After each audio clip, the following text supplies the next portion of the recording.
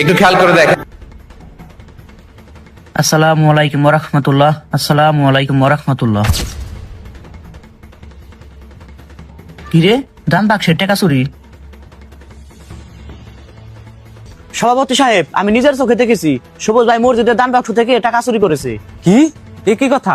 মসজিদের দান বাক্স থেকে টাকা চুরি? তুমি এক কাজ করো, সেক্রেটারি আর ক্যাশিয়ারে খবর দাও, সবুজের বিচার আজই হইব। আর মসজিদের মাইকে ঘোষণা দাও, আসরের নামাজের পর আমার বাড়িতে সবুজের বিচার হইব।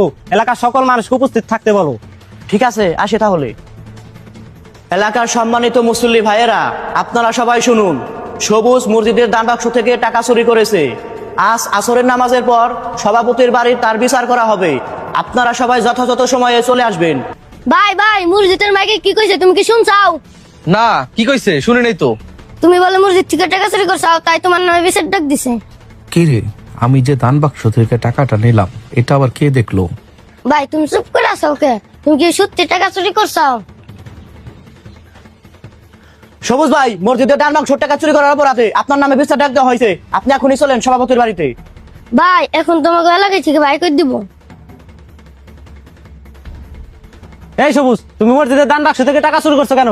তোর বাবা তেমন ছিল না, তুমি তেমন ছিল না, তাহলে দান বাক্সের টাকা চুরি? সংসার না চললে ভিক্ষে করুক, চুরি করলো কে? তাও আবার মসজিদের টাকা। এ কেমন দিনকাল আসলো? মসজিদের টাকাও নিরাপদ না।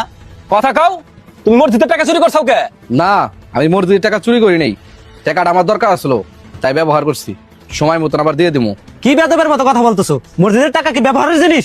সভাপতি সাহেব, আপনারা যদি ব্যবহার করতে পারেন তাহলে আমি পারবো না কেন? কি আমরা ব্যবহার করছি মানে? তুমি কি বলতে চাও?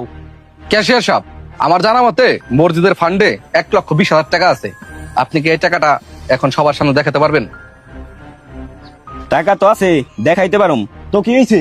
ঠিক আছে, টাকা যেহেতু আছে তাহলে বের করেন, সবাই দেখুক। 1,20,000-এর মধ্যে 50,000 সভাপতি নিছে আর 50,000 সেক্রেটারি নিছে, আর 20,000 আসলো আমার কিছু জরুরি কাজে ব্যবহার করছি। কি এই ব্যাপার? এই ব্যাপারে তোমরা কিছুই জানি না। মসজিদে তো উন্নয়ন নাই, আপনাদের ব্যবসা ঠিক উন্নয়ন হইতেছে। মসজিদে যখন কাজ আসে তখন ওই কাজ তো করতে পারেন না, করবেন কিভাবে? সব টাকা তো আপনাদের ব্যবসা লাগায় রাখছেন, করেন 3 থেকে 4 মাস পরে যখন আপনাদের হাতে টাকা আসে। এই যে আপনারা আমার চোখে চোখ রেখে বলেন তো, মসজিদের টাকা ব্যবসা লাগানো জায়েজ কোন হাদিসে বলা আছে? রাসূল সাল্লাল্লাহু আলাইহি ওয়াসাল্লাম বলেছেন, যে ব্যক্তি আমানতের খেয়ানত করে সে আমাদের দলভুক্ত নয়। বলুন তো, মসজিদের টাকা কার? আমার? আপনার? না, এটা মুসল্লিদের আমানত। আপনারা আমাকে চোর বানালেন, কিন্তু আয়নায় তাকালেন না। আমি একদিন টাকা নিচ্ছি, আমার জন্য আজকে বিচার বসাইছেন। আর ওনারা বছরের পর বছর মসজিদের টাকা নিয়ে নিজেদের ব্যবসার খাতে ব্যবহার করেছে। মসজিদ আল্লাহর ঘর, কারো ব্যবসার ব্যাংক না।